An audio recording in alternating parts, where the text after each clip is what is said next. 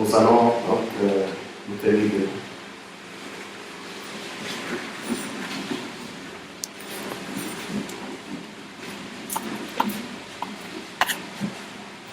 Je salue le frère Albert qui était attaqué par la maladie. Que Dieu te bénisse, mon frère, ça va maintenant. C'est que le Seigneur soit loué. Nous sommes dans Matthieu 3, 12 à 15. Il a son van à la main, il nettoyera son air et il amassera son blé dans le grenier, mais il brûlera la paille dans un feu qui ne s'éteint point. Alors Jésus vint de la Galilée au Jourdain vers Jean pour être baptisé par lui. Mais Jean s'y opposait en disant, c'est moi qui ai besoin d'être baptisé par toi. Et tu viens à moi? Jésus lui répondit plutôt, laisse faire maintenant. Car il est convenable que nous accomplissions ainsi tout ce qui est juste. Et Jean ne lui résista plus. Nous allons nous incliner. Mais mon âme a fait, Seigneur. Mais mon âme a fait. Et voilà, mais mon âme a fait. Mais mon âme a fait, Seigneur. Mais mon âme a fait.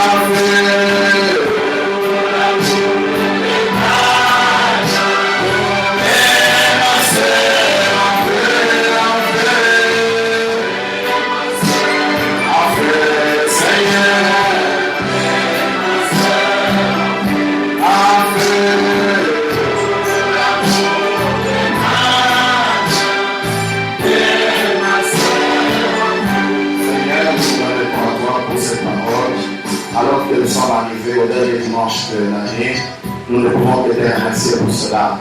Nous ne sommes rien, Seigneur, pour parler de ta parole et de toi qui es trop saint. Nous nous humilions devant toi lorsque nous approchons de cette parole.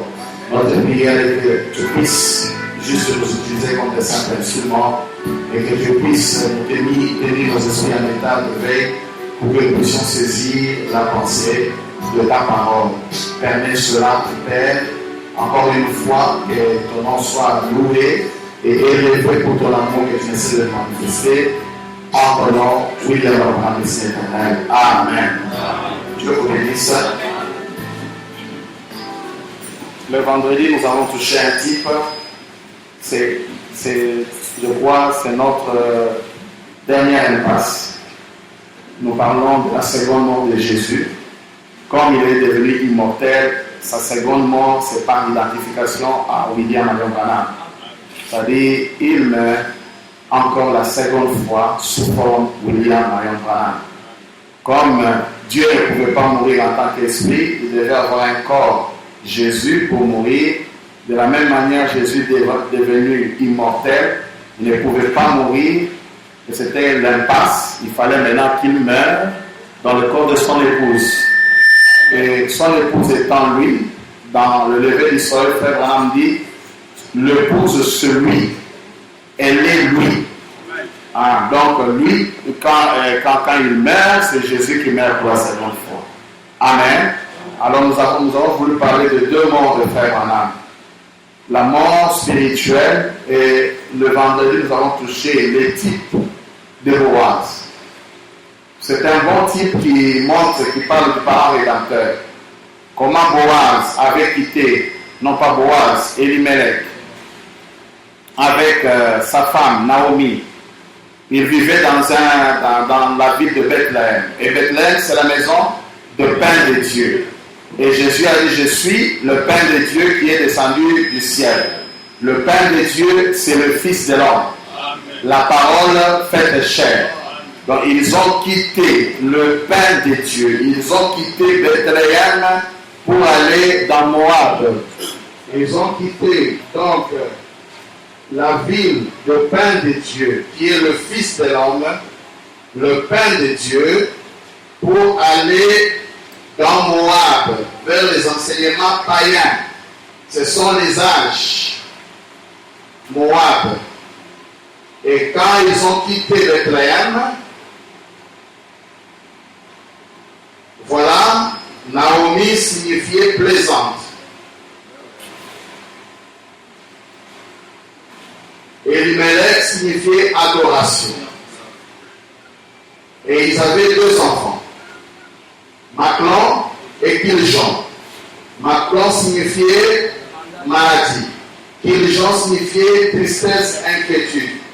Donc, c'était une adoration plaisante, affectée par des maladies et des inquiétudes.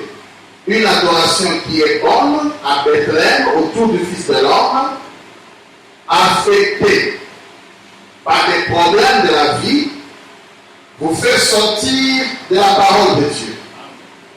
Alors que vous êtes autour du Fils de l'homme, vous l'adorez, et quand la maladie vient, qui est Macron, et quand il y a des gens qui est la tristesse, et nous voyons que le Fils de Dieu, Elimelech, quitte Bethléem, alors que Dieu a dit Israël ne peut être béni que dans sa patrie. Il quitte sa patrie. Notre patrie, c'est la parole. C'est le royaume de Dieu.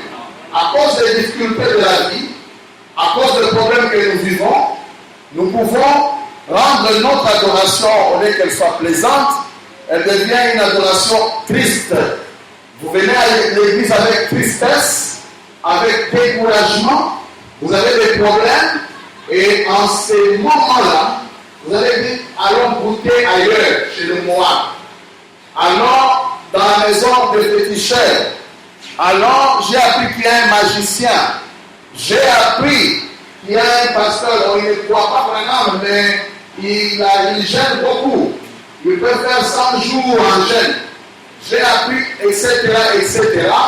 C'est l'adoration plaisante qui est devenue malade et cela vous amène à quitter Bethléem. Et Elimelech a quitté. D'abord, Elimelech est mort, Naomi a quitté, l'adoration était partie, Naomi a quitté avec sa maladie et sa tristesse, et quand il a quitté, Kiljon et Maclon se sont mariés. Et ils se sont mariés, ils ont une femme appelée Orpa et une autre qu'on appelle Ruth. Ça, c'est le premier âge de l'Église. Moab, c'était juste le désert. Un temps où il ne fait ni jour ni nuit. Et là, dans le désert, Ruth était une Moabite. C'est l'église des Antilles. C'est l'olivier sauvage qui vient se greffer à Naomi, qui était une partie de l'olivier franc. Et quand elle se greffe le deux, La Bible dit que Jean est mort, maintenant aussi est mort. On arrive déjà à l'étiatique, la mort a régné, la maladie est en partie, la tristesse est en partie. Naomi apprend qu'à Bethléem, il y a la saison de l'orge. Le pain est encore revenu en abondance. Alors il devait retourner à Bethléem. Retourner à Bethléem ne signifie pas rentrer dans Smyrne, n'est-ce pas? Ou dans Pergame, Smyrne, Éphèse. Retourner pour Dieu, c'est comme le cercle. C'est en continuant, on rentre au commencement. Donc il rentre dans Bethléem encore. De Bethléem à Bethléem. De Christ à Christ. Du soleil au soleil. Donc ici, il y a encore Bethléem. Il fallait que Naomi rentre à Bethléem. Il y avait encore la manifestation du fils d'Héron. La saison de l'ange. Mais nous avons dit ceci. Les deux femmes ici, Orpa et Ruth, lorsque leur mari sont enfants morts, Naomi ici, dans l'âge de Thyatire, leur a dit, maintenant, vous pouvez rentrer vers vos dieux. Vous êtes des païens, vous priez peut-être que les Indiens pour vous, les Vidimumburu, je ne sais pas comment on appelle nos dieux ici, le dieu de noir, etc. Il est temps maintenant de rentrer chez vos dieux. Orpa dit, ah mais c'est bon. Orpa vient chez Naomi et l'embrasse. Il dit, moi je rentre. Et frère Branham dit, Orpa, ce sont les églises dénominationnelles. Elles sont rentrées avec un peu de culture de Naomi, mais dans leur coutume.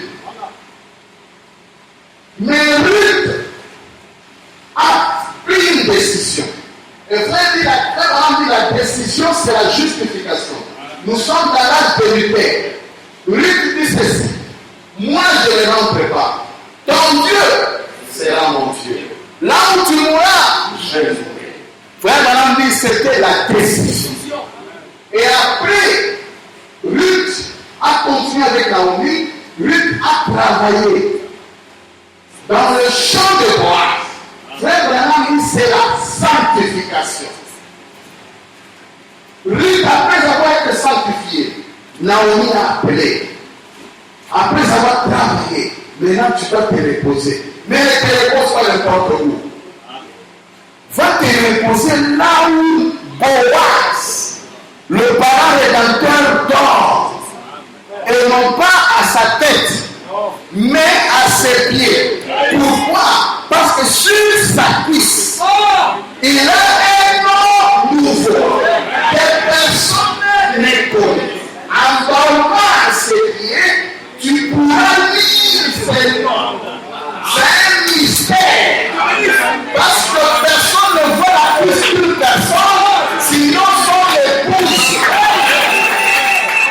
Et vous qui exposez vos cuisses avec vos petites culottes dehors, vous êtes déchus. Nous ne sommes pas appelés à porter les culottes. Oh, quelqu'un est avec sa culotte. Mais tu vas où? Tu vas où?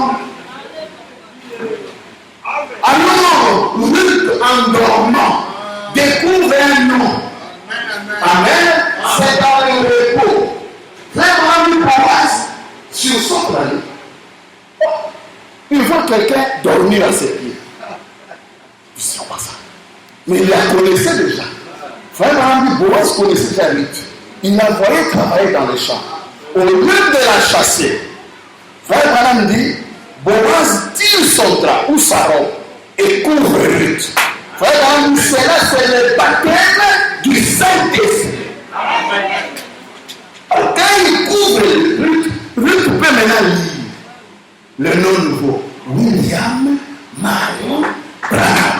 Et il dit maintenant, Ruth, comme tu as fait ça, maintenant je vais te récompenser. La récompense que Branham dit, c'est le mariage. Ruth et Boaz se marient. Au même moment qu'il rachète Naomi, il épouse Ruth. Au même moment.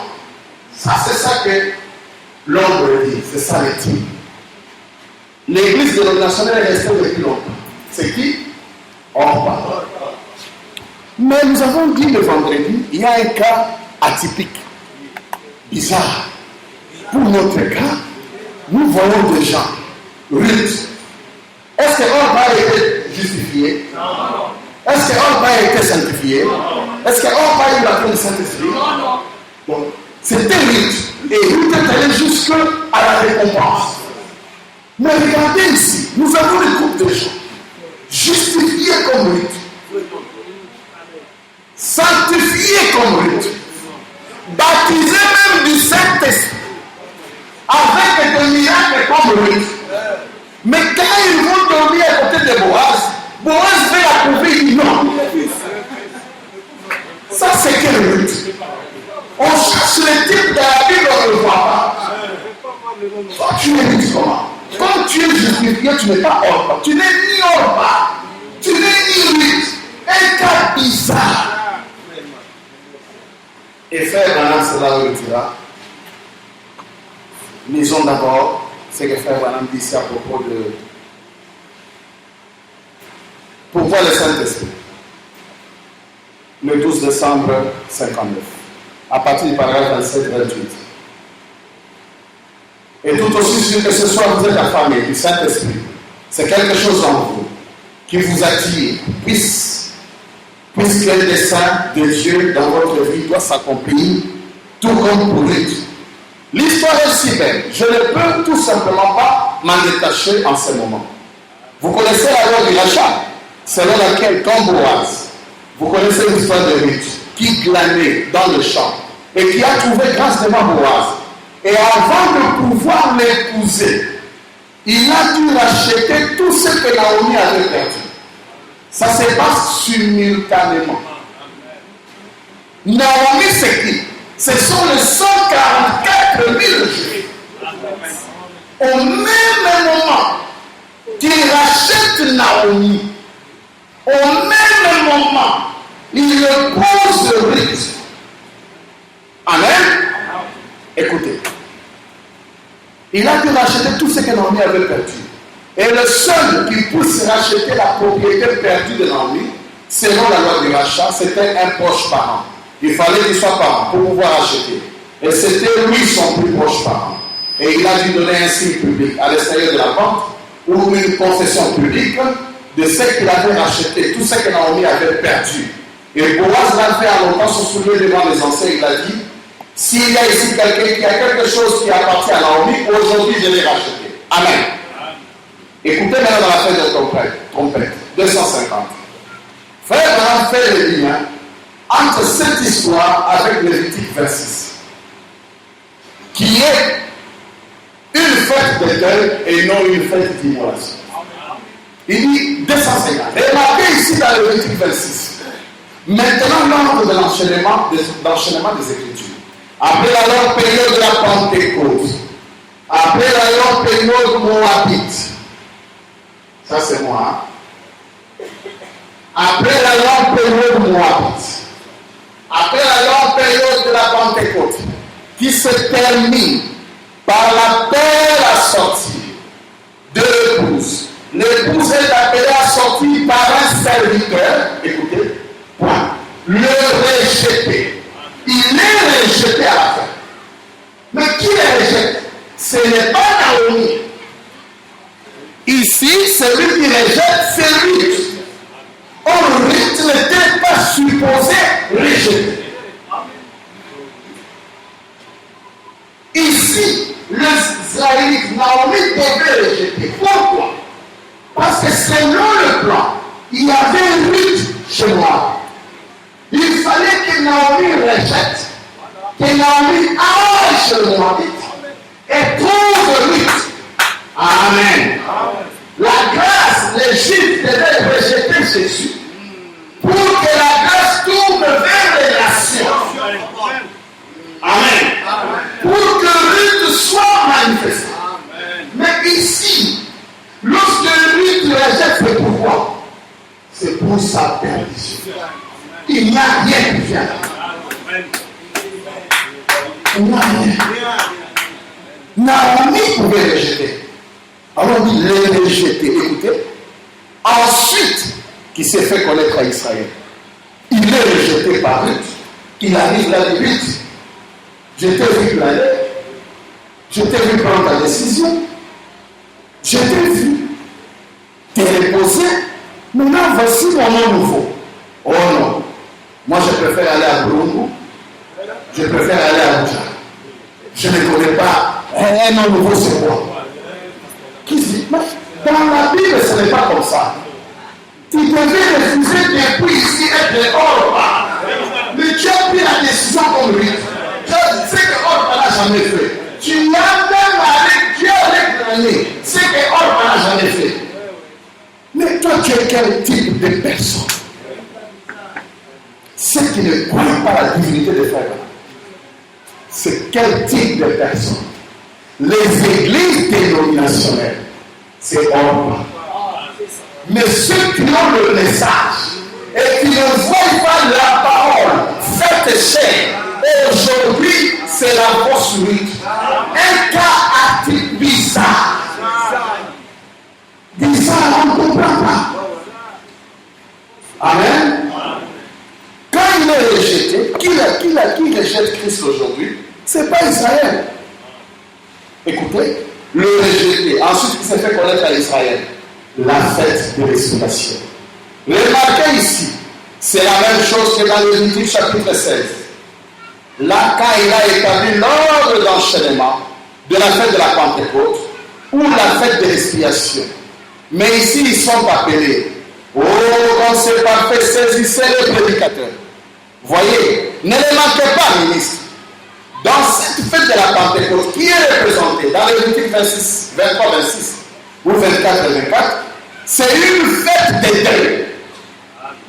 Donc quand Ruth rejette Boaz, ce n'est pas qu'il tue Boaz. C'est juste un rejet. C'est une fête de deuil. Écoutez, pas une fête pour immoler.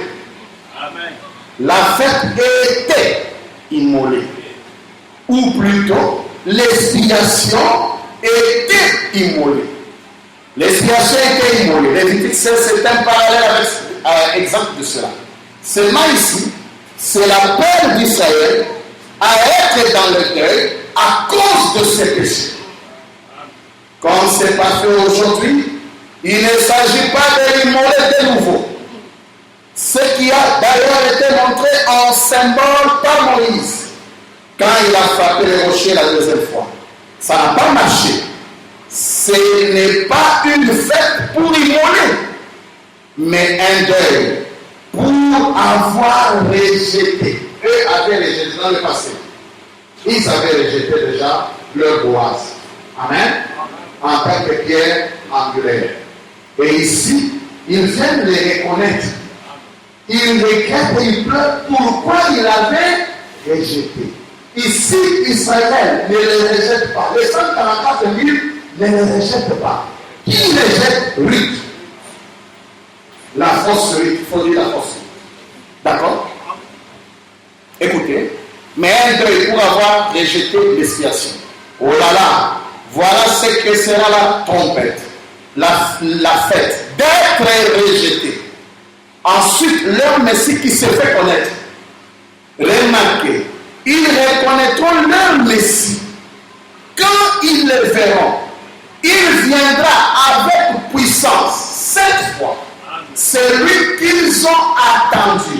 Il viendra avec puissance pour l'épouse des nations.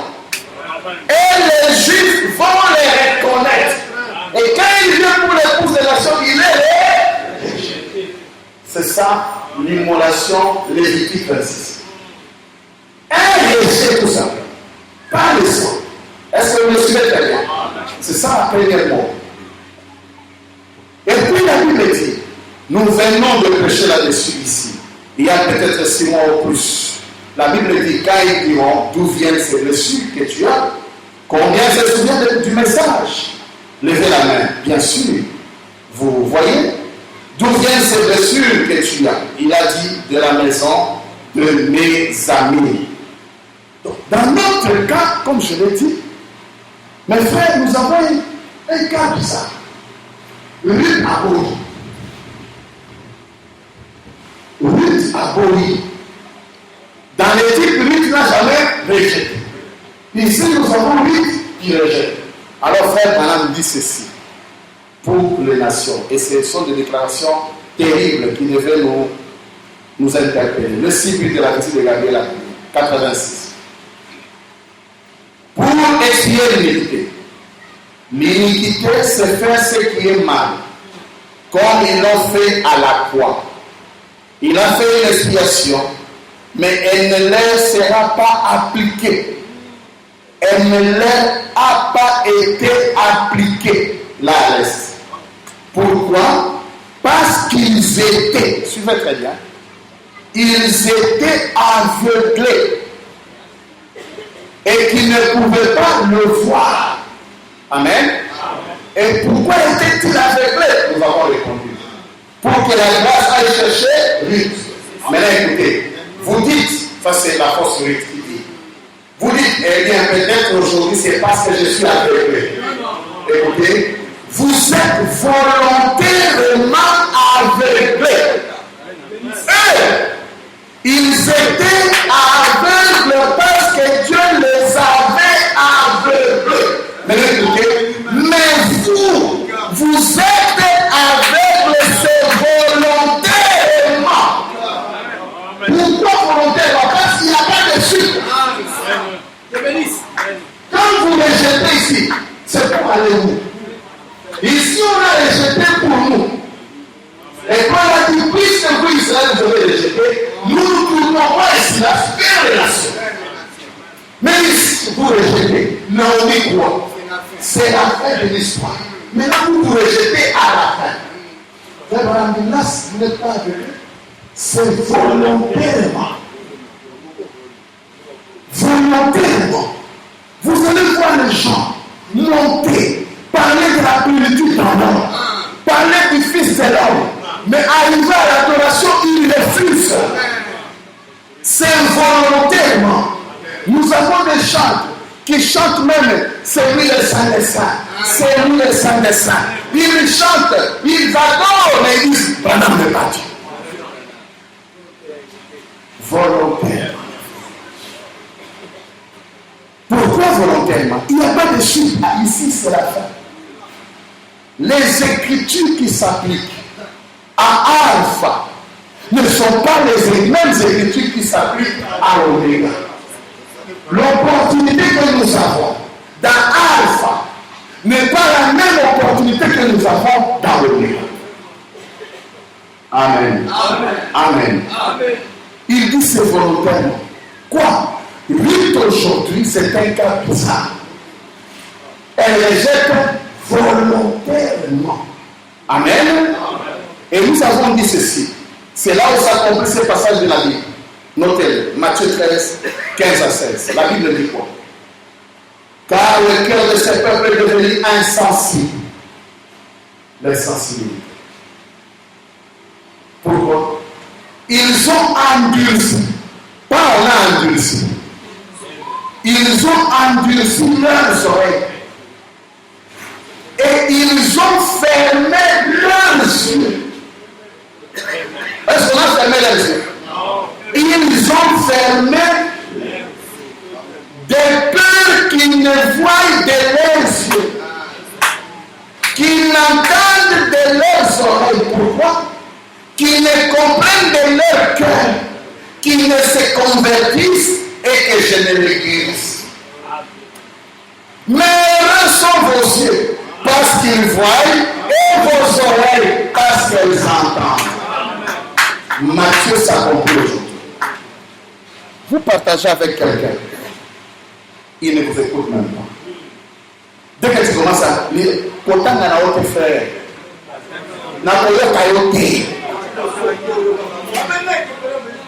Attention, quelqu'un m'a dit une fois, frère, ça ne sert à rien de parler. Je ne croirais jamais que Branham est Dieu. Je ne croirais jamais. Vous êtes aveugle volontaire. Vous fermez vous-même cieux. Il dit, regardez, c'est Dieu qui se tient là avec la confirmation de la colonne de feu. Vos yeux pouvaient déjà voir ça. Les yeux peuvent voir ça, ils ferment les yeux. Et l'incrédulité rend vilain.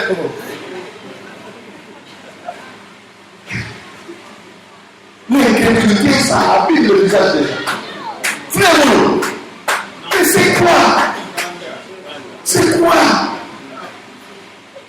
Frère Branham dit, nous avons entendu parler, maintenant, nos yeux l'ont, mais eux ont fermé les yeux. Amen. Il dit, Église, réalisez que vous êtes en train de regarder avec vos propres yeux la parole de Dieu rendue manifeste au milieu de vous avec vos propres yeux. Oh, combien de vieilles pentecôtistes, de vrais presbytériens voulaient voir cette vie, mais ils ferment les yeux. C'est mon frère Madame dit, c'est comme un homme à qui on dit, tu sais mon frère, il y a le soleil. Le soleil existe. Il me dit, attendez d'abord. Il dit, je ne crois pas. Il dit, le soleil existe. Il dit, je ne crois pas. Il court, il crève et tout. Il crève, il rentre, il ferme le fenêtre. Il vous appelle là dedans. Il dit, où est le soleil? Où est le soleil? C'est ce qu'ils font.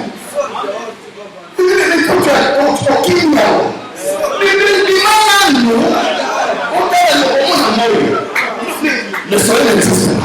Montre-moi le soleil ici. Vous êtes aveugles. Nos frères qui ont le péché, qui se promènent avec le péché. Et les péchés, ils ont enlevé tous les sens de péché. Voilà pourquoi les églises du message sont devenues des églises comme Orban. Un prolongement du pentecôtisme. Il ne parle que de la prospérité, des miracles, des guérisons, mais ils ne connaissent pas Dieu. Or, la vie éternelle, ceux qui ne te connaissent, tu es le seul vrai Dieu et c'est lui que tu envoies. Il ne faut que le miracle. Et on nous appelle les démons. Nous sommes fiers. Amen. Nous sommes fiers. Amen. On va et rester. Mais non, c'est ma casse.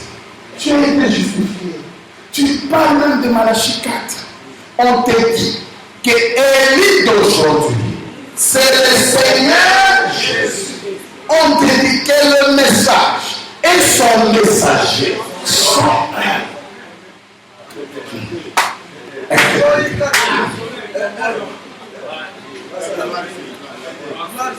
Les prêtres ont fermé les oreilles pour qu'ils ne puissent entendre.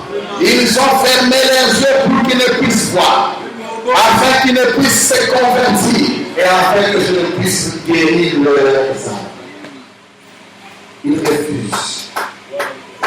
Ça, c'est la fausse lutte. Et il n'y a pas d'espoir. Vous qui posez des questions, mais mon premier message à la identification des apôtres à la sauver. Vous voyez leur position. Ils ne sont ni Orban, ni Ruth, ni Frédéric. Ils sont nulle part.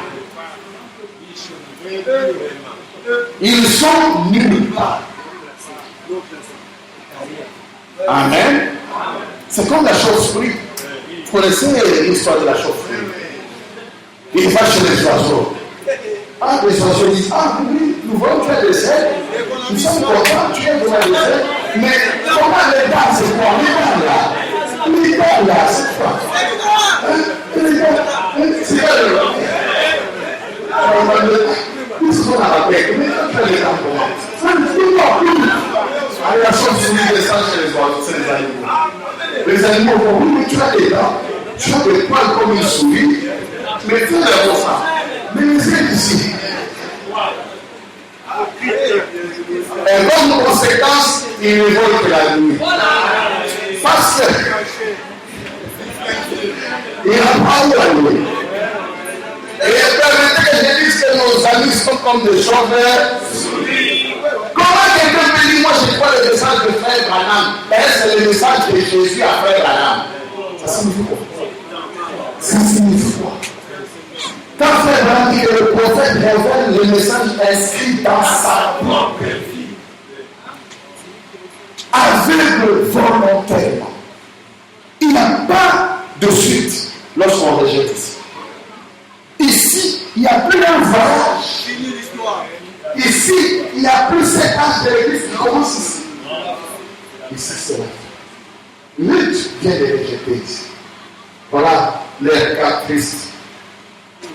Il vient tout droit aux Juifs. C'est là où nous avons dit, cette seconde venue, c'est pour les Juifs. Boaz venait pour qui? Pour Naomi. Mais en venant pour Naomi, il profite pour lui. Nous sommes seulement l'olivier sauvage. Amen. Il pouvait terminer avec l'olivier sauvage après il est venu. Mais il s'est rappelé non, il y a au Congo un peuple. Aux États-Unis, il y a un peuple. Partout dans le monde, il y a un peuple. C'est lui. Amen. Je dois chercher ce peuple-là. Alors, il a suspendu le temps de Juifs. 3 ans et demi, il arrête. Amen. Il les aveugle. Il faut que nous quittions. Je tourne maintenant. C'est quoi? Joseph en Égypte. Amen. Et maintenant, il y a 2 récits. Amen. Oui et non. Devant la femme de Joseph, il est Nathanaël. Devant le juif, il est Joseph. Le Messie des Juifs et le Messie des nations. Taphnath parlait pour les nations, Joseph pour les Juifs. Mais c'est la même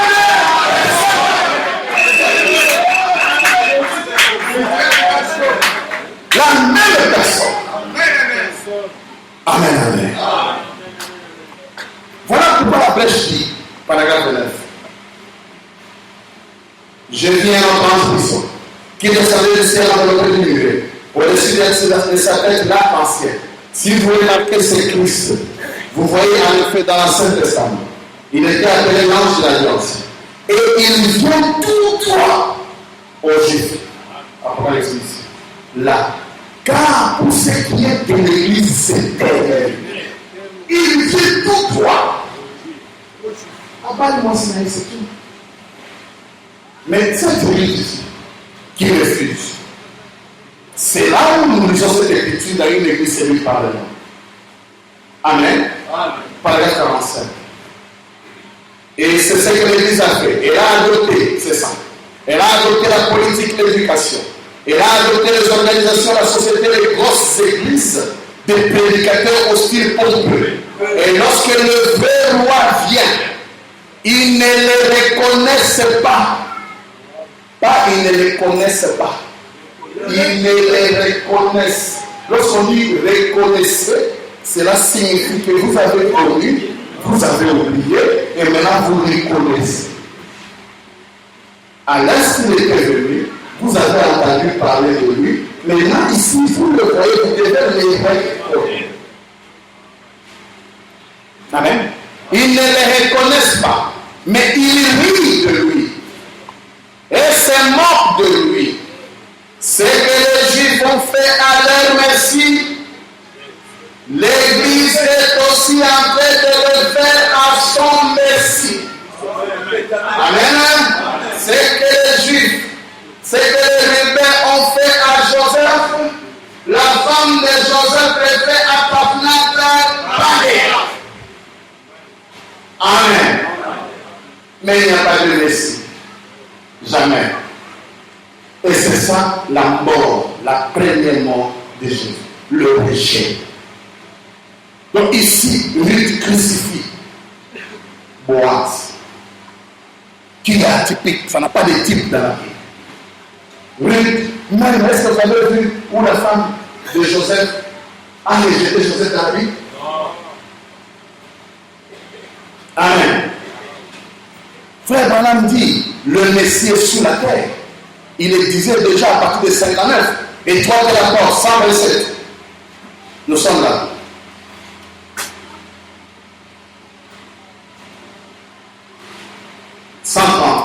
Ceci est une confrontation. Le temps est arrivé. C'est le moment où Dieu fait les choses. C'est le moment où le Messie est sur la terre. Amen. C'est le moment où la puissance de Dieu agit dans son peuple. Et on les traite de polis, voleurs, d'exaltés, de fous, d'aliénés et des choses semblables. Mais l'heure a sonné. Frère Branham va pour dire encore le Messie de ces jours. Nous sommes dans une église servie par le monde. Il y a donc le Messie qui est là sur la terre. Croyez-vous cela? Amen. Déjà là, le Messie était déjà là. Depuis 58, c'était la venue accomplie. Pour ceux qui ont suivi au-delà des écrits, ils comprennent pourquoi je dis 58. Accompli. Amen. Le Messie, il dit le Messie est déjà sur la terre. Écoutez, 82, une église servie par le monde. Oh Seigneur Dieu, créateur du ciel et de la terre, je lis la dernière phrase. En bas. S'il n'y a pas un grand orchestre et beaucoup d'amusement, d'excitation et de distraction, ils ne veulent plus du vieil évangile qui amène des larmes de joie à l'âme, qui ramène la guérison divine, qui redonne le don apostolique à l'église, qui fait intervenir le Christ ressuscité, virgule, le Messie de ces jours-ci. Amen. Le Messie de ces jours-ci. Il y a un Messie que la fausse lutte ne veut pas voir. La fausse lutte rejette. Et vous et moi, nous savons que le signe du Messie suit le Messie et accompagne le Messie.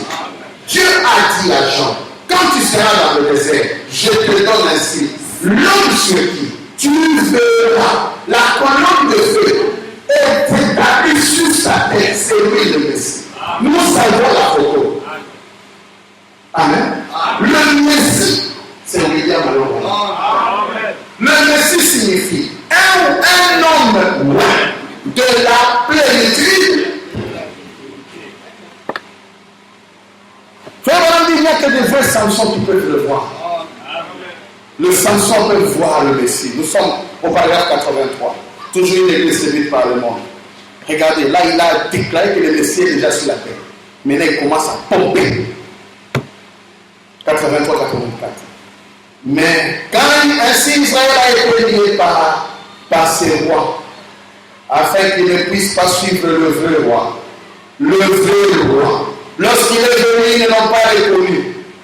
Ainsi en est-il aujourd'hui.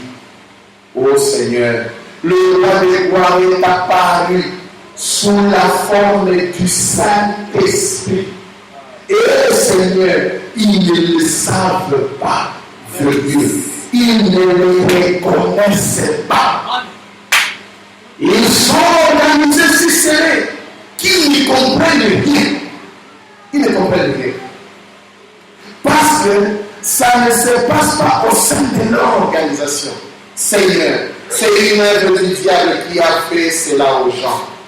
Puisse le Samson de Dieu, puisse ceux qui sont droits de cœur, ceux qui languissent et qui pleurent, qui intercèdent et qui s'accrochent, puissent-ils tenir bon Seigneur jusqu'à ce que cette nouvelle chevelure ait poussé, jusqu'à ce que réapparaisse la joie en Sion et qu'apparaisse un groupe capable de reconnaître et de comprendre, de voir le Messie.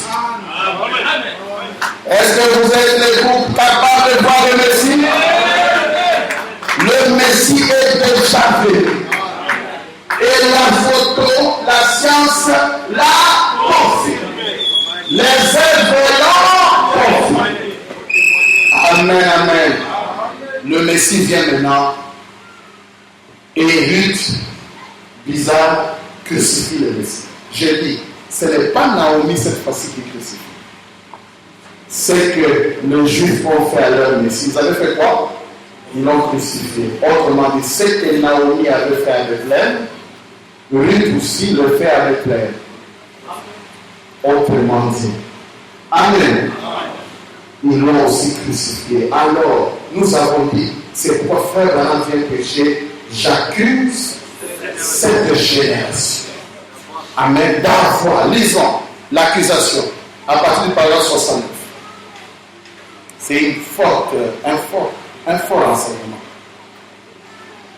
Et maintenant, pour ce fait, en cet âge où nous vivons, je dois, pour faire ceci, je dois fournir une preuve. Si je dois porter une accusation, il faut fournir une preuve du délit qui a été commis. Je dois, pour pouvoir les accuser, je dois fournir la preuve pour prouver ça, qu'il en est bien ainsi, afin que ce que je dis ne soit pas réfuté par le juge principal. Amen. Et moi, je me présente comme avocat pour, dans cette accusation, en prenant comme témoin la parole de Dieu, j'accuse cette génération de cette crucifixion. Amen. Amen. Je dois démontrer, et je vais démontrer, que l'esprit qui a amené la première crucifixion, c'est ce même esprit qui est sur les gens aujourd'hui et qu'il fait la même chose. Ah, soyez un peu précis. Tu vois l'homme là qui avait les marques, hein? Il a pris la main de Jésus. Il y avait un esprit en lui qui a fait ça. Bah, hein? Cet esprit-là est du haut racheté. Est-ce que vous comprenez ça? Cet esprit-là s'est converti. Il est maintenant du haut racheté. Le même esprit, c'est pas. Est-ce que vous comprenez ça? Continuez l'accusation de frère. Donc vous êtes un pasteur avec un mot franc, mais c'est un héros. Innocent. Innocence. Au lieu de payer un marteau spirituel. Écoutez, je dois démontrer, et je vais démontrer, que l'esprit qui a amené la première crucifixion, c'est ce même esprit qui est sur les gens aujourd'hui. Et qui fait la même chose. Je dois le faire, quoi, l'accusation. S'il s'agit d'une crucifixion, s'ils ont effectivement crucifié, je dois démontrer aux gens que cette même attitude qu'ont les gens aujourd'hui, elle produit spirituellement la même chose que ce que les gens avaient fait physiquement. Amen. Aujourd'hui, ce n'est pas physiquement, c'est un peu. Amen. Et il continue. En ces temps-là, ils avaient crucifié physiquement Jésus-Christ, le Fils de Dieu. Et maintenant, aujourd'hui, par la même parole, et par le même Saint-Esprit et par la même parole, je voudrais montrer aux églises dans quelle position elles se trouvent. Si vous êtes une église, vous devez vous réveiller. On veut vous montrer vous êtes dans quelle position. Suivons frère. Dans quelle position elles se trouvent. C'est-à-dire qu'elles sont en train de faire la même chose aujourd'hui. Quoi? Qui fait la même chose? Les églises.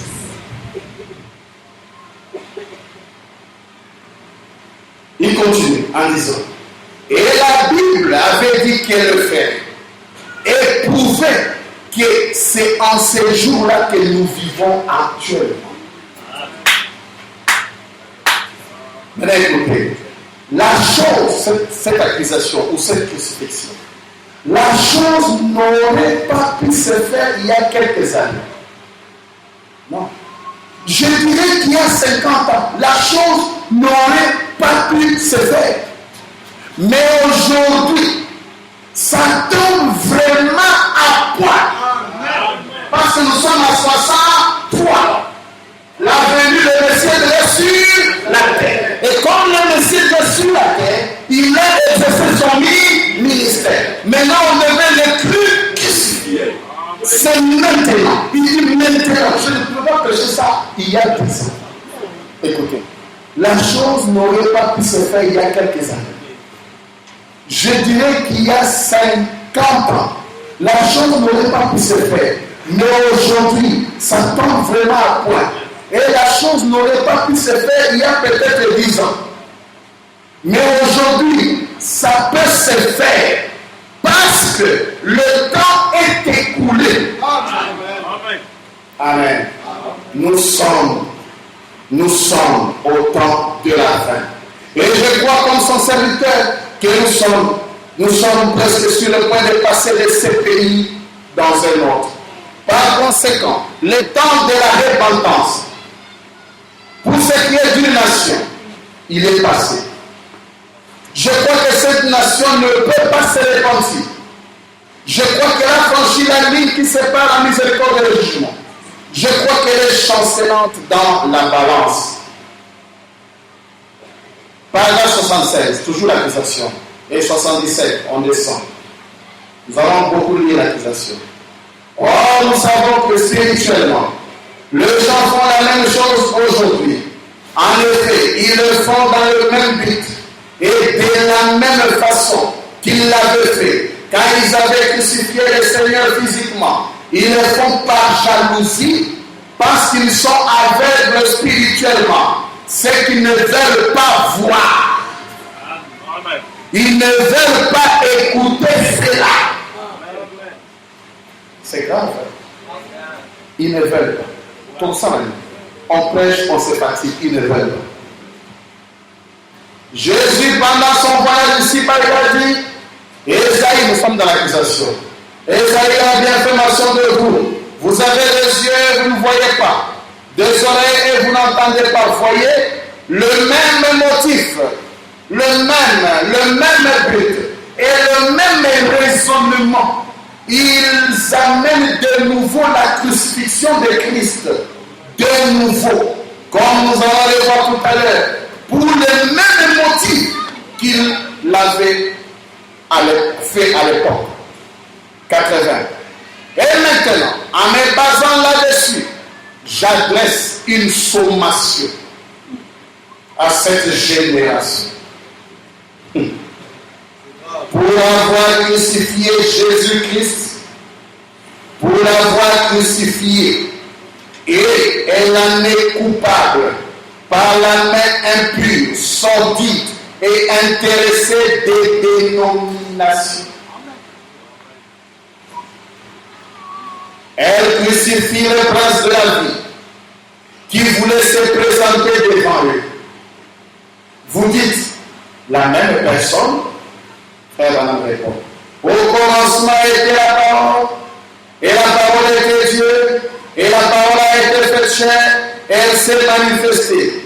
La parole a été manifestée dans la chair, ils ont condamné la chair et l'ont fait mourir parce que la parole avait été manifestée.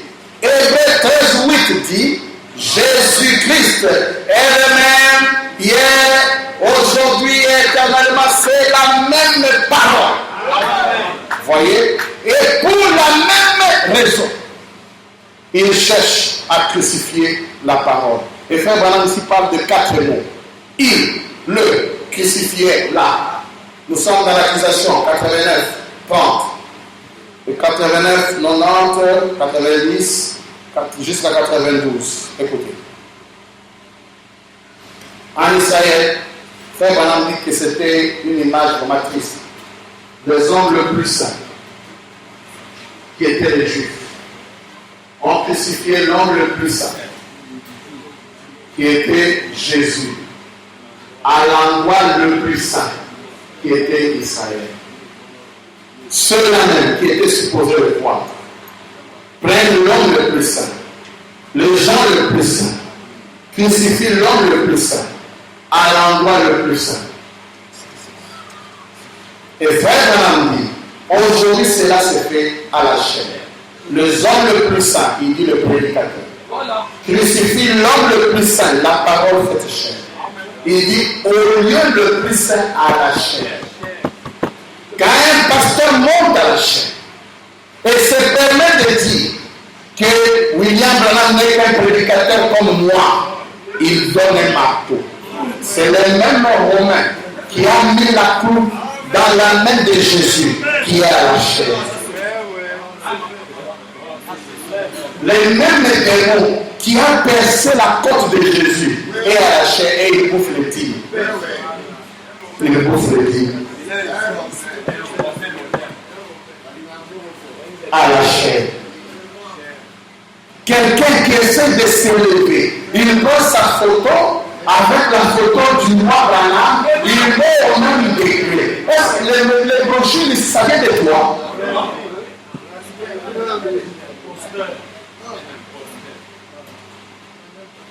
Les hommes le plus saints ont crucifié l'homme le plus saint à l'endroit le plus saint. Aujourd'hui, il est crucifié où? À la chair. Le Golgotha d'aujourd'hui, c'est la chair.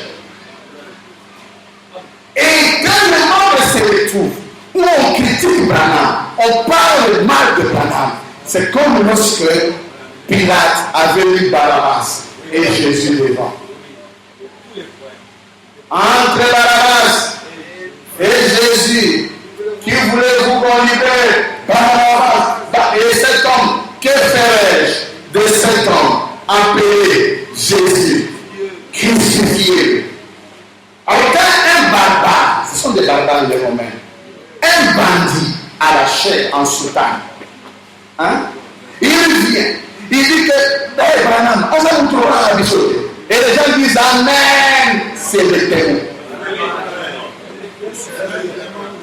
Ce sont des témoins. Un esprit qui essaie de mépriser frère, c'est un Romain. Ce n'est pas moi. C'est le message. Les Romains en soutane. Les Romains avec le Bible. Les Romains modernes avec des brochures. Un Romain bouffait des dîmes et des offrandes. Le diable est malin. Frère Branham dit le même esprit. Est-ce que vous pesez ça à la chair? Mais un démon. Est-ce que vous pouvez imaginer que c'est grave? Un démon. Le Kouta, il a donné un marteau. Et les gens disent Amen. Voilà les démons romains dans les églises en train de prêcher. Alors, que feront les enfants de Dieu, le Fils du roi? La vérité qui est le nom nouveau, elle doit prêcher la vérité. Elle doit tenir le coup. Peu importe ce qui se passe. Amen, amen. Nous devons tenir le coup et prêcher la vérité. Jusqu'au dernier bout de sang. Amen, amen. Il dit, le lieu le plus saint, le peuple le plus religieux, l'amour la plus honteuse, infligée à la personne la plus précieuse. Oh, c'est tellement contradictoire. Oh là là, que c'est honteux. Au paragraphe 122, c'est remarqué. Deuxièmement, premièrement, là, Jérusalem. Deuxièmement, il. Qui ça, le juif? Les adorateurs. Pensez-y. Les adorateurs. Et même était en train de tuer celui-là même qu'il prétendait adorer. Il disait, nous adorons Jéhovah. Mais vous avez une approche. Vous pouvez laisser, un imposteur. Mais il a dit, Jéhovah. Quelqu'un avait, vous savez, il y a l'onction dans la fausseté. Est-ce que vous savez? La fausseté a une onction. L'onction de la fausseté. Vous dites, mais comment? C'est la Bible qui dit l'énergie des dégâts, c'est une énergie, non? C'est une onction. Alléluia. Alléluia. Voilà,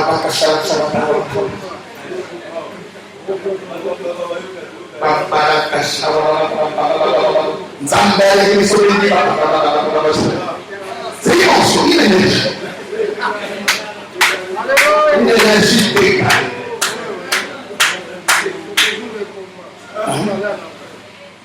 Zambé la soda malam si tu le pentecôtistes. Zambé la soda créé ma boue zambé la malam, zambé la malam. Mais à la chair. Il parle de Jésus, il ne le connaissent même. J'ai vu un homme qui s'est permis. J'ai dit Seigneur, donne-moi la force de lui répondre. À l'internet. Il a une émission fait Jésus-Christ TV. Il a fait tout un programme de 2 heures pour savonner frère. Ça. Il a traité d'occultistes, de francs-maçons, je vous dis. En prenant mal ces citations, ça m'a énervé. Je crois que c'était une colère sainte. J'ai dit Seigneur, donne-moi la capacité de prendre le temps, de répondre point par point. Si il est permis, je vais le faire. C'est qui? C'est un Romain. Un bandit à la chair. Et il dit, mais qu'est-ce que moi j'ai à attaquer William Branham? Vous ne voyez pas l'amour à moi? Je l'ai un démon. Est-ce que vous ne voyez pas l'amour à moi? Tu ne connais pas l'amour. Même la Bible, il ne connaît pas. Il a savonné, je vous dis. Si vous écoutez, ça va vous donner la colère.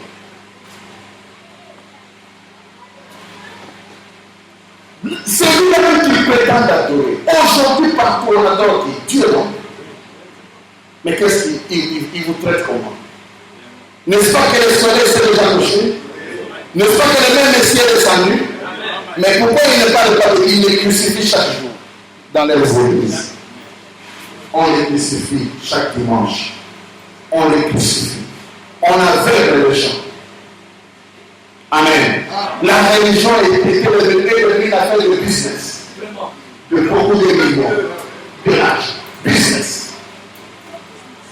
Les gens ne voient même plus le ciel. Et ça m'étonne. Même les églises du message qui attendent Jésus ne parlent plus de l'enlèvement. Ils sont fatigués. Mais ils parlent du business. Maintenant, c'est le business. La politique est le business. Fatigué de l'enlèvement. L'enlèvement va se lier sur la télé. Va le lier sur la télé. Alors, on me dit, Dieu s'en connaît à noter, à déplacer la lumière. Ah, oui, il y a encore les gens en général.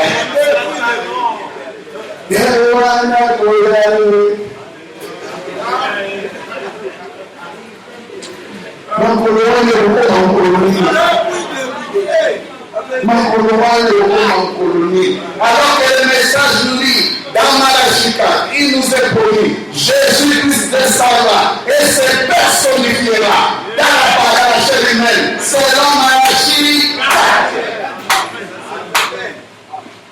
Il est crucifié, Dieu de la chair. Voilà la deuxième mort de frère Branham, la première mort de frère Branham spirituel, qui est la deuxième mort de Jésus. Mais nous sommes la première mort de frère Branham. Vous êtes avec moi?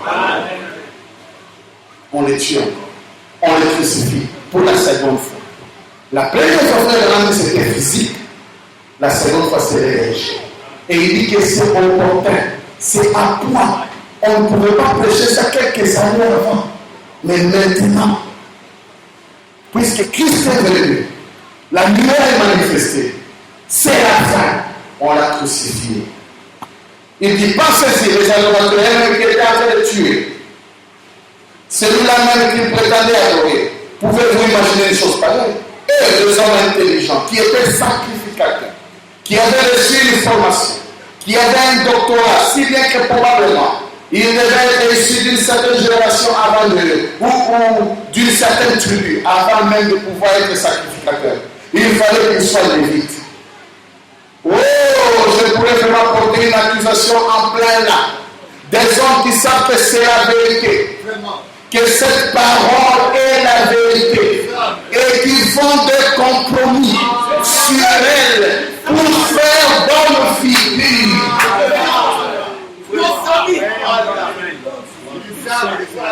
Non, vous savez, la plénitude aujourd'hui dans l'homme. Aujourd'hui, si je doute que Jésus doit voir par Branham, mais attention, il est pas. Moi, je n'ai rien à voir avec les adorateurs. Là, ce sont des démons. Nous adorons Jésus.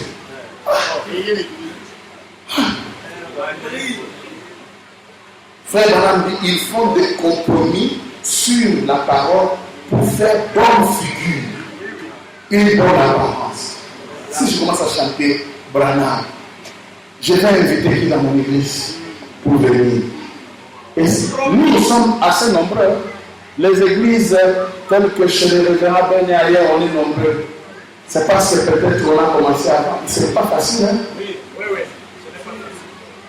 Commencer une nouvelle église.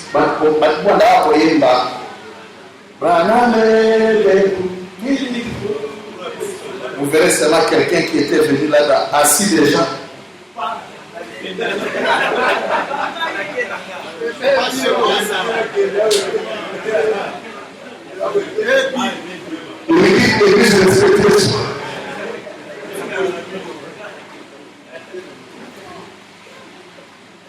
Moi, 3 personnes, l'autre dimanche, une personne. L'autre dimanche, alors un pasteur me dit, non, pasteur, moi, c'est ce que je fais. Je prêche Jésus, je chante tout en Jésus. Parce que les gens fouillent.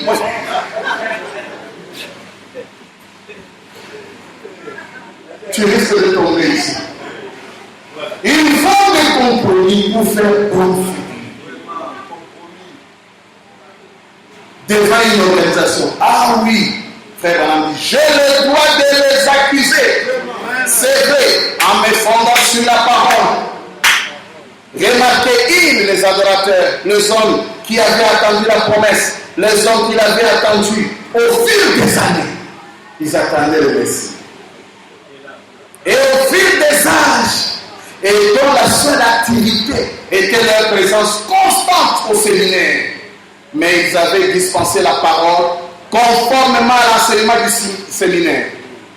Et ils avaient passé à côté de la vérité même qui s'y trouvait.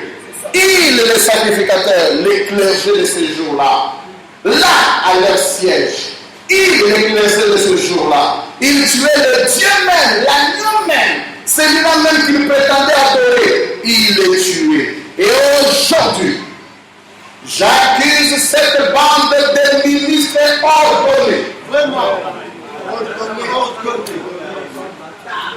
c'est grave, hein?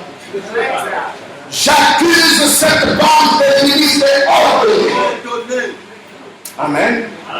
C'est par leur credo et leur dénomination qu'ils crucifient aux yeux des gens le Dieu même qu'ils prétendent aimer. Ils disent qu'ils l'aiment. Ils disent qu'il a Jésus. Mais ils sont en train de les crucifier. Oh Yesu nanga kia kana na yo. Oh Yesu. Mais un crucifié, un Romain à la chair. Un Romain. Mais c'est ce que vous comprenez. Comment crucifier encore Jésus dans la chair de Balaam, en le rejetant. Parce qu'il est Christ, on le rejette. Dans toute ma vie, moi j'aime Jésus. Oh Jésus! Jésus! Là il commence à sauter.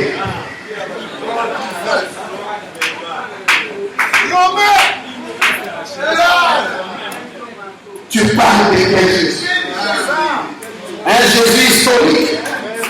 Quand vous dites que le même Jésus qui était en Galilée et à tête de son vie ici ce soir, et il ne cherchait pas un homme avec une longue robe, mais il sera probablement en costume.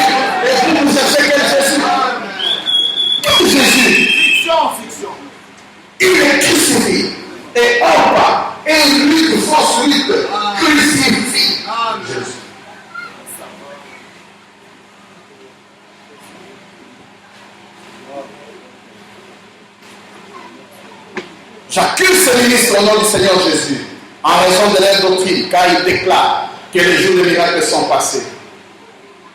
Que le baptême, je vais dire une chose qu'ils aiment dire contre nous, que le baptême d'eau au nom de Jésus ne suffit pas et n'est pas bon. Hein? On accuse cette génération parce qu'ils disent que le baptême d'eau au nom de Jésus ne suffit pas. Mais ce n'est pas bon. Celui qui dit ça, frère, maintenant l'accuse. Si toi tu as déjà dit ça, tu te vois où tu es.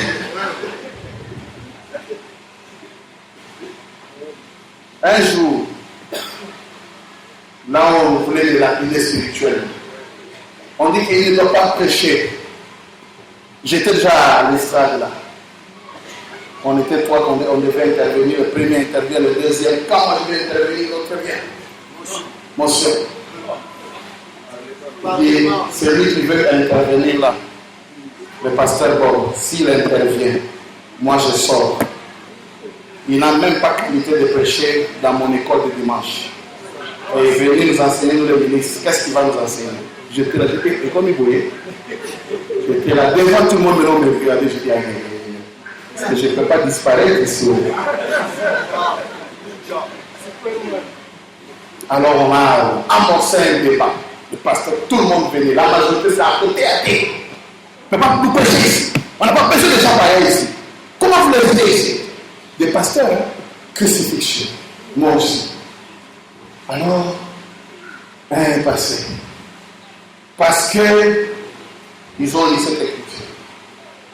Et celui qui n'est pas baptisé au nom de Jésus, qui n'a pas droit à la chair, il est écrit pareil. Il est devenu pasteur Paul Mouillet. Moi, je vais quand même parler. Je suis là. On parle de moi, je suis. Donnez-moi un mot. Je suis moi. Je dis, mais moi, ça m'étonne. Je suis moi baptisé au nom de Jésus-Christ. Hein? Oh.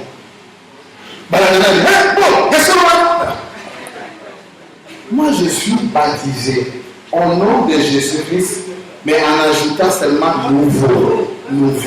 Au nom nouveau de Jésus. C'est toujours le nom de Jésus, mais nouveau. Il veut nous enseigner.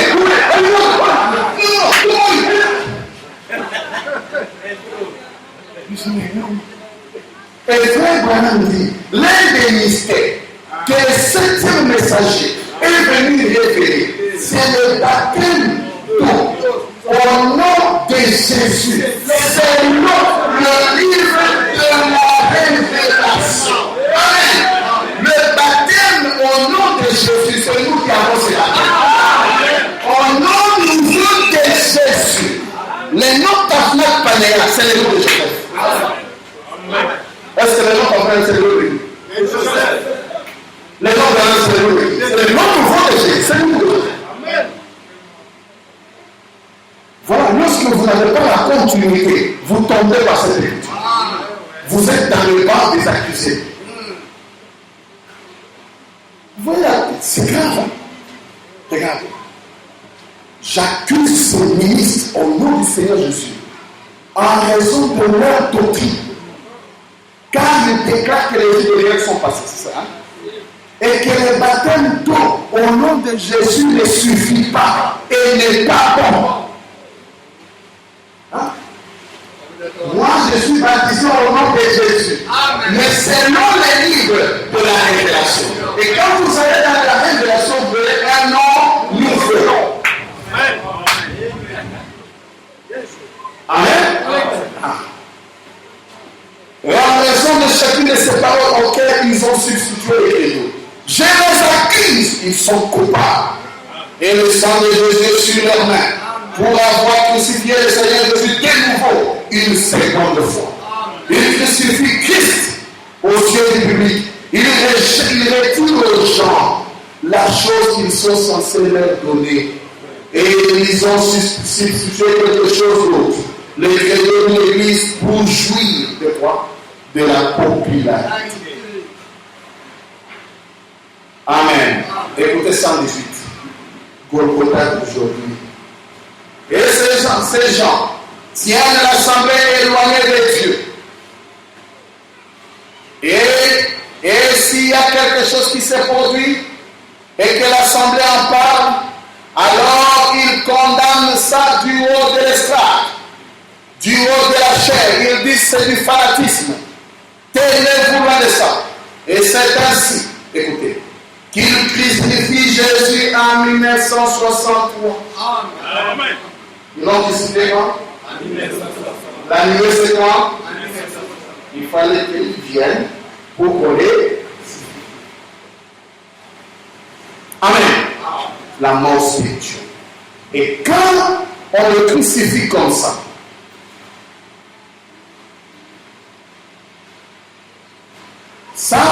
l'accusation, c'est au mois de juillet 63.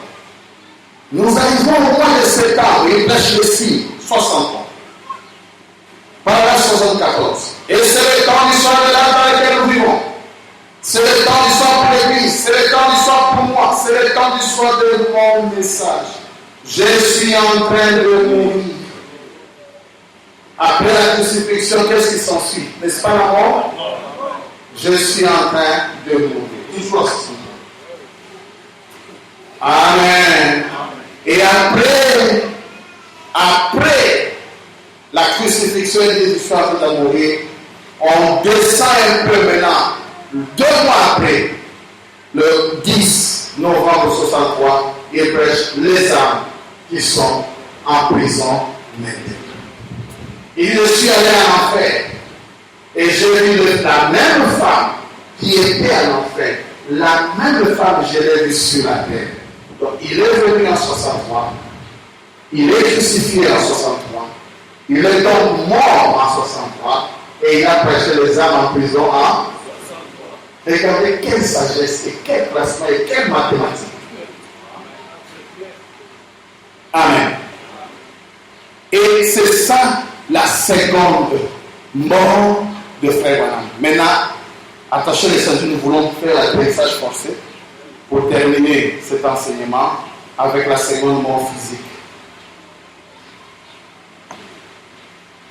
Je ne veux pas approfondir, les autres ministres viendront approfondir, cette mort, on en parle souvent.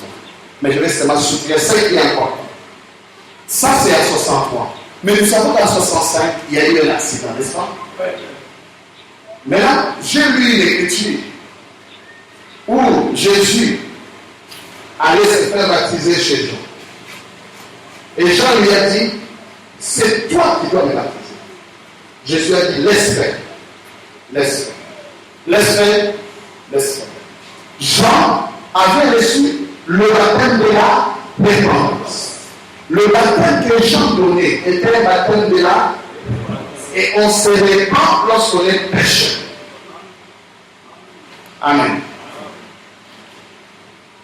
Mais nous sommes dans Il est convenable, prêcher. Le 1er octobre 61. Nous sommes au paragraphe 79. Nous descendons jusqu'à 86. Écoutez. Nous frères parlent de cette histoire. Et je sais que beaucoup sont debout et nous n'aimons pas ça. Mais si seulement certains d'entre vous, vous voulez bien changer de temps en temps de passer avec ceux qui sont debout, excusez-moi de prendre mon temps, mais vous comprenez, maintenant la lecture de la parole. Déjà la première mise à la racine de l'arbre. Tout arbre dont il est produit par des bons fruits sera coupé et jeté au feu. Moi je vous baptise d'eau pour vous amener à la repentance. Ça c'est Jean qui parle. Mais celui qui vient après moi est plus puissant que moi. Et je ne suis pas digne de porter ses souliers. S'il n'est pas l'une même de bélier, est-ce qu'il est digne de les baptiser? Non. Écoutez, lui, il vous baptisera du Saint-Esprit et de feu. Il a son vent à la main, il mettra son air, il amassera son blé dans les greniers, mais il brillera dans un feu qui ne s'éteint point. Alors Jésus de Galilée vint au Jourdain pour être baptisé par lui. Mais Jean s'y opposait en disant, Jean a fait quoi? C'est moi qui ai besoin d'être baptisé par toi. Et tu viens à moi. Jésus lui répondit, laisse faire maintenant. Autrement dit, Jésus n'a pas contesté la pensée de Jean. Il dit quoi? Laisse faire. Mais car il est convenable que nous accomplissions ainsi tout ce qui est juste. Notre héréditaire, toute justice. Et Jean ne lui résista plus. C'était une résistance. Moi, je ne suis pas digne de le dire. Toi, tu n'as pas besoin de baptême. Frère Abraham continue. C'est pour parler de cette mort physique qu'on n'en avait pas besoin. Sinon, après, le baptême des gens avait un sens. C'était la repentance. Mais voici le sauveur qui vient se repentir dans le baptême de la repentance. Mais comment tout? Écoutez. Et je voudrais tirer le sujet de cette parole-là. Au verset 15.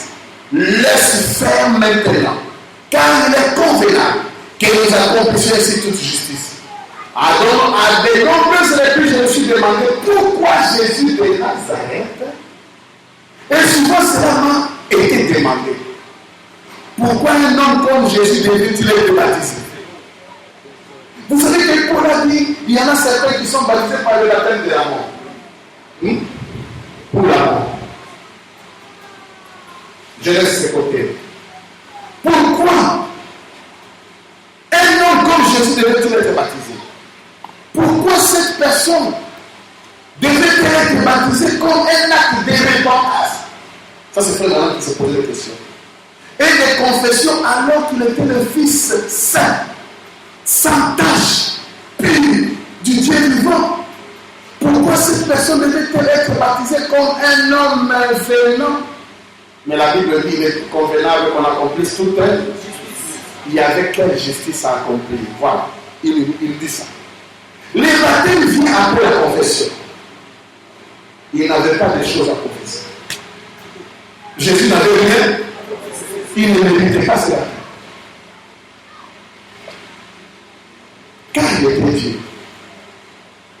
Et oui, pourquoi devait-il être baptisé en signe de repentance comme il le fut? Car il n'avait aucun besoin de repentance. Parce qu'il était le Dieu infaillible. Il était dans le monde et le monde a été fait par lui. Et le monde ne l'a pas connu. Pourquoi devait-il donc être baptisé? Et avez-vous remarqué la phrase qui précède cela?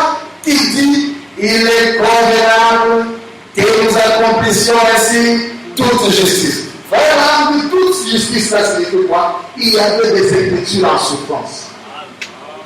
Il devait s'accomplir. Comme quoi, frère dit, les sacrifices avant d'aller à la croix devaient toujours être lavés dans la cuve. Donc, le baptême de Jésus par Jean n'avait même pas le sens du baptême de Jésus. Est-ce que vous savez moi? Le baptême de Jean, c'est pour la repentance. Mais Jésus, il va, non pas pour la repentance. Il va juste pour accomplir toute justice. Et toute justice, on cherche les Écritures en souffrance. Amen. L'offrande devait être lavée. Ce n'est pas que Jésus me repentit. Je sais que ton baptême était le baptême de la repentance. Je sais que la mort de Jésus, c'était la mort de 3 jours et 3 nuits. C'était la mort du changement de l'homme. Mais la mort d'ici a une autre signification. Il est convenable d'accomplir toute justice. Vous êtes avec moi?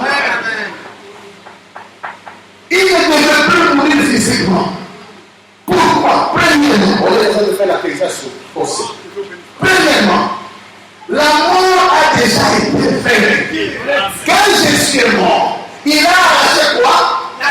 La clé de la mort et du séjour. Mais la vie va mourir pour aller arracher quoi? Hein? Oh, quand on a la victoire, on a un nom. Ici, la mort d'ici n'a pas de victoire, il n'est pas une victoire. Il a déjà vaincu la mort depuis l'Est. Depuis l'Est. Est-ce que vous avez moi? Quelle justice? Je donnerai un signe. Une justice que Jésus devait accomplir en acceptant le baptême de Jésus. C'était quoi? Les sacrifices doivent être lavés. Toi, tu as le baptême de la repentance. Mais je viens chez toi non pas pour la repentance. Mais laisse faire dire quelque chose. Parce qu'il y a des écritures, quelques écritures. Cette mort d'aujourd'hui n'est plus la mort de vaincre la mort et le séjour. Cela a été déjà de l'histoire passée. C'était fini. Jésus, quand il a pris la clé de la mort et du témoin, est-ce qu'il a encore remis ça à Satan? Il n'a jamais remis ça à Satan. Donc cette mort ici, quand vous voulez créer combattre avec Satan dans la mort, 3 jours pour sa clé, plein minutes. Écoutez. Mais quelle était la toute justice? Parce que frère Branham est la répétition, et il est la réalité de l'homme. Si Jésus a péché, il est convenable. C'est que dans frère Branham, il y a aussi des choses convenables qui devaient s'accomplir. Il y avait des écritures en souffrance. Et pour parler de ces écritures en souffrance, je vais qu'on lise rapidement le livre d'Apocalypse 10. Vous connaissez déjà ça, mais nous lisons seulement. C'est que je vais lire l'écriture en souffrance qui était aussi même à l'est. Je vis un ange puissant qui descendait du ciel enveloppé d'une nuée. Au-dessus de sa tête était l'arc-en-ciel. C'est quoi l'arc-en-ciel? Frère Alain dit dans les 7 âges de l'église du 12 mai 54, au paragraphe 5 et 8, la dernière phrase, il dit un arc-en-ciel représente une alliance. Cet ange descendait environné d'un arc, c'est-à-dire d'une arc. Mais une alliance c'est quoi? L'arc-en-ciel c'est une alliance. Mais une alliance c'est quoi? Nous sommes dans les signes. Prenons directement 326, le signe de 63. 326, Nouveau Testament. Testament veut dire alliance. Il descendait avec un arc-en-ciel. Arc-en-ciel signifie alliance. Testament signifie alliance. Apocalypse 10, donc c'est un testament qui descend. Vous êtes avec moi? C'est un testament. C'est quel testament? C'est quel testament? Nous savons que le frère Branham parle de 3 arcs-en-ciel dans le message de grâce, paragraphe 23. Il dit quelque part, alors je vais retourner pour emprunter un petit sentier qui m'était familier, prendre un pâturage et traverser le bois en forme de haie. Quelque chose de comme c'est pas ça. Je n'avais jamais connu de toutes mes expériences quelque chose de ce genre. J'ai regardé au sommet de la montagne à gauche de l'endroit où je m'étais tenu et là c'était comme si 3 arcs-en-ciel sortaient. Un arc-en-ciel signifie une alliance c'est un testament. 3 arcs-en-ciel signifie quoi? 3 testaments. Amen. Vous êtes avec moi? Amen. 3 testaments. Écoutez, 3 arcs-en-ciel sortaient du sommet de cette montagne. Et ils étaient à quelques 91,44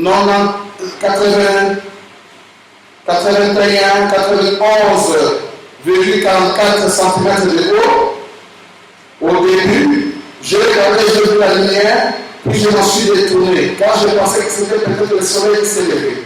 Puis une autre pensée m'est venue, ce n'est pas en direction du soleil, c'était au sud.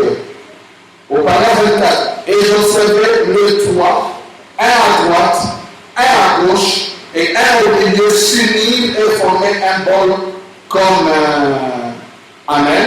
Frère, on dit, peu importe ce que c'était vivant. 3 arcs-en-ciel. L'ange puissant descend avec l'arc-en-ciel. L'arc-en-ciel, c'est une alliance. Une alliance, c'est un testament. Amen. 3 arcs-en-ciel, 3 testaments. Il dit, au paragraphe 35, et exactement à 10 heures pile, à 10 heures à ma montre, j'ai tiré la limite autorisée de l'Indiana. Le 5e écureuil. Je voudrais vous faire remarquer qu'il y avait 3 arcs-en-ciel, que 3 choses étaient citées, et 3 écureuils avaient été tués. Amen. Ils avaient été 3 choses, 3 écureuils par des moustiques, le soleil qui brillait 30 minutes, et il y avait 3 points de témoignage à cela, frère Banks, etc. Et il dira que ces 3 se sont fondus en un. Vous êtes avec moi? Et pour confirmer, le message parle de 3 testaments. Dans Messieurs, nous voulions voir Jésus. Du 24 décembre 61, au paragraphe 27, il est dit, la dernière phrase aussi, c'est la vérité. Dieu nous donne cela en 3 testaments. Amen. 3 testaments. L'ange puissant descend avec l'arc ancien, c'est-à-dire avec un testament. Amen. Le testament éternel. Mais écoutez, la loi du testament veut que nous sommes dans la Bible. Hébreux 9, 16, 17. Car là où il y a un testament, il est nécessaire que la mort du testateur soit constatée. D'accord? Un testament, en effet, écoutez, n'est valable qu'en cas de mort, puisqu'il n'a aucune force tant que le testateur vit. Apocalypse, qui est le 3e testament, descend, l'ange puissant descend avec l'arc-en-ciel qui est un testament, qui doit entrer en vigueur. Or, une écriture dit, pour que le testament entre en vigueur, il faut que le testateur meure. Alors, je ne peux pas faire madame dire à la mort, dit, mais toi, tu n'as pas besoin de venir ici. Frère madame pouvait dire à la mort, non, il est convenable d'accomplir toute justice. J'ai un testament qui peut être péché au Congo, qui peut être péché au Burundi, qui peut être péché dans le monde entier. Et le testament ne peut jamais entrer en vigueur tant que la mort de... J'aime.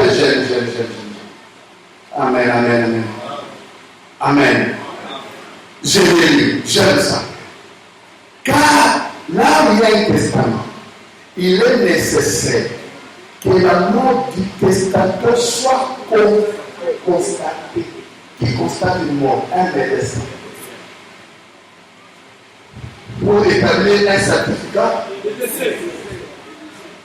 il fallait qu'un docteur Inès vienne, il est effectivement mort.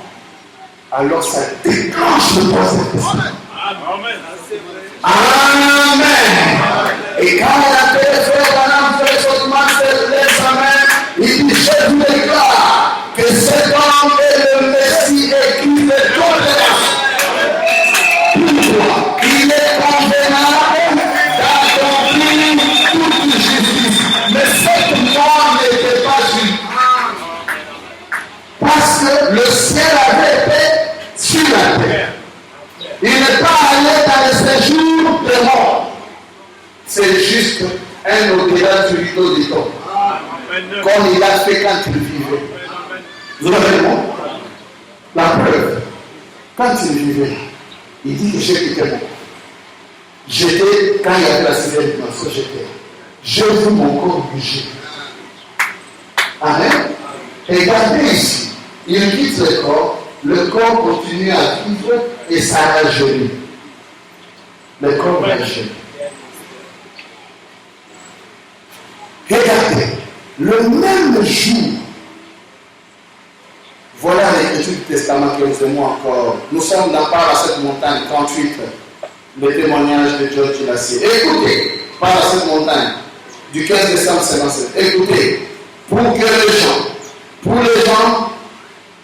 les gens ne peuvent-ils pas voir? Voici alors ce qui m'est arrivé. Lorsque George Gilassi, le chef du FBI, m'a réuni cette photo, il a dit, Monsieur Branham, un jour cette photo sera rendue sur les lions des bazars, mais pas de votre vivant. Cela ne m'a jamais plus quitté. Pourquoi? Je dis, pourquoi donc, messieurs? Il a dit, les testaments est sans force tant que le testateur vit. Cela amènerait une adoration païenne. Quand vous introduisez le testament du vivant du testateur, ceux qui adorent font une adoration païenne. Il faut toujours la mort du testateur. Voilà le sens du serpent écrasé. Amen. On n'avait pas besoin d'une adoration païenne. C'est ce que expliquons au prochain réponse sur les deux. Troisième partie, 9 verset 116. Écoutez. Pourquoi les morts n'ont-ils pas compris cette photo-là? Pourquoi n'ont-ils pas saisi cela rapidement?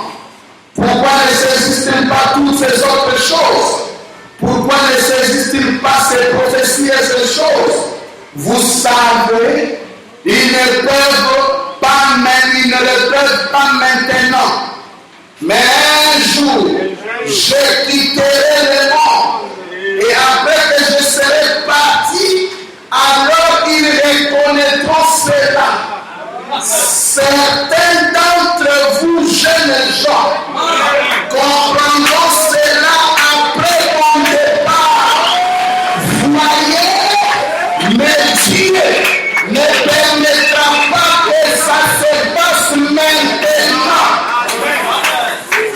Il nous est convenable. Il faut que le testament entre. Alors tu dois goûter à cette mort physique qui est déjà vaincue depuis l'Est. Tu dois partir. Mais regardez, chose bizarre. Pendant qu'il meurt là, on le reçoit dans une salle. Il va faire Branham.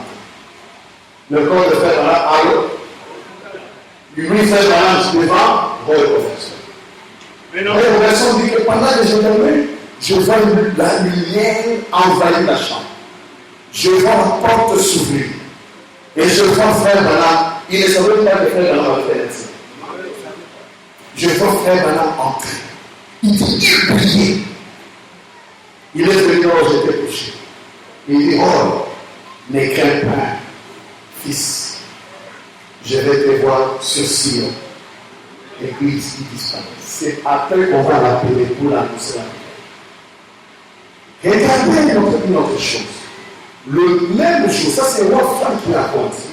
Au même jour où frère Branham est entré, quand on disait qu'il est mort, entre là, le Roi Franck, il voit une nuée. Et il va frère Branham dans la nuée, en train de partir, de circuler. Et Roi Franck lui-même dit ceci. Il dit, j'ai regardé frère Branham, la manière dont il s'est tenu dans cette nuée, je lui ai dit ceci. Frère Branham, toi tu n'es pas le fils de l'homme. Que fais-tu dans la nuée? Incrédulité, tu n'as qu'à ta vision.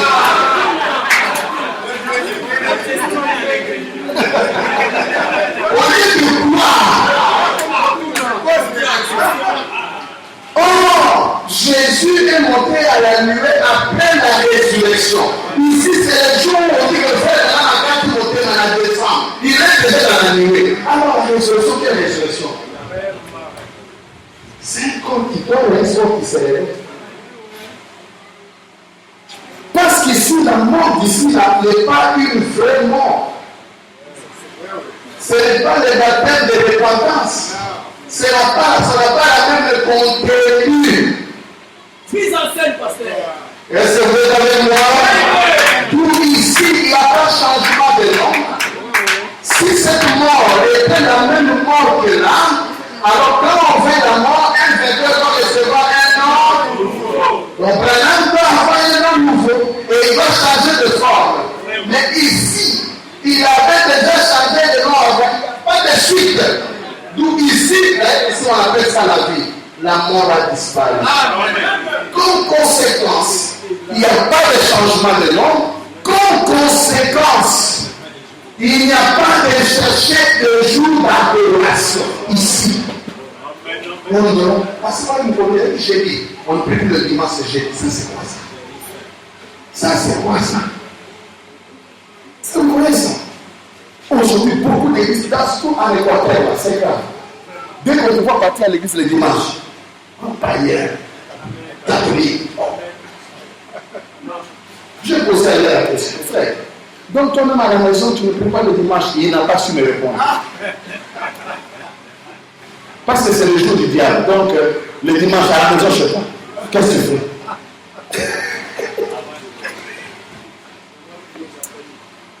Ah, nous sommes dans l'éternité. Et à cause de la mauvaise compréhension, et je vous annonce, il y a des gens qui commencent à chercher le nouveau de Branham. Oui, je vous l'annonce.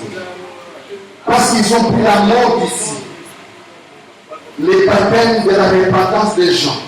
Ils ont pris ces mêmes contenus et ils l'appliquent à Jésus. Le même détail. Comme ils ont pris ici 3 jours, 3 nuits à nuit, alors qu'ici à Salonga qui est tout. Il est déjà mort, il est ressuscité, il a scellé son signe de Messie. C'est déjà fini. Ici, il nous est convenable d'accomplir. Le testament doit entrer. Je vois pas. On doit constater ma mort. Il faut aller à l'hôpital. Il faut aller à l'hôpital. Alors, accident vient. Il est sorti, il est mort. Ah, le testament peut entrer. Alors, vous jeunes gens, vous comprendrez après que je suis parti. Mais il tourne et vous dit, ça sera toujours moi. Même quand je traverse là, je serai devant de vous accomplissant la parole écrite. Il n'est pas mort, il n'est jamais mort. La preuve ce jour est loin de la vie. Il est toujours vivant. Le mystère du corps qui est entré, qui est sorti, c'est un corps qui dormait. Son système. Un homme mort, est-ce que son système peut circuler? Son système cardiaque, au point qu'il a arraché. C'est un mystère. Il a laissé son corps, il est venu le prendre. Si vous appelez ça résurrection, très bien. Mais ce n'est pas une mort, une résurrection pour avoir un nom. Amen. Amen. Tout, frère Branham a tout accompli de son vivant. Tout est accompli de son vivant. Et la mort physique, qui est la deuxième, c'était tout simplement, il nous est convenable d'accomplir toute justice. On va encore ouvrir ça, il y a beaucoup. J'allais parler de la mort physique et de la mort spirituelle. Il y a beaucoup d'éléments. La mort physique qui est la veille, la mort spirituelle qui est le cheval pâle. On voulait montrer ça. Le combat que Frère Branham a livré, ce n'est pas la mort de la veille. À la croix, on avait déjà arraché les lions. Et la veille est seulement bourdonné. Quand il bourdonne, tu dors. Ce n'est pas la mort. Que le Seigneur vous bénisse.